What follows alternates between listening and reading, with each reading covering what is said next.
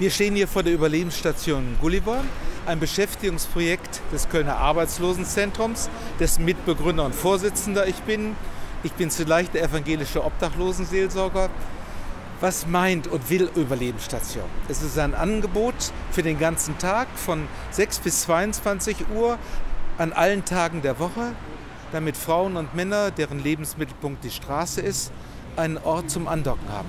Faire Toiletten, Duschen, Kleiderkammer, Unterbringungsmöglichkeit, die Möglichkeit ins Gespräch zu kommen, sich zu stärken und, was unsere Zielsetzung ist, auch in Arbeit zu kommen, weil die Mitarbeitenden, die das ganze Geschehen begleiten, kommen aus der Szene. So neueste Errungenschaft, zum Beispiel eine Akkuladestation. Auch die Menschen der Straße sind vernetzt, sozial und kunterbunt. Wo lade ich mein Handy? Wo mein Smartphone?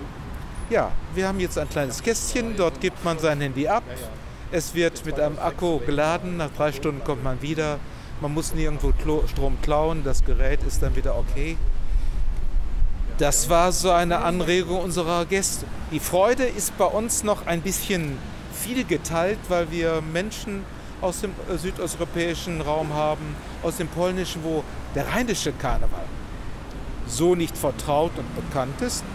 Aber sie lernen ihn kennen, spätestens wenn die Züge dann gehen.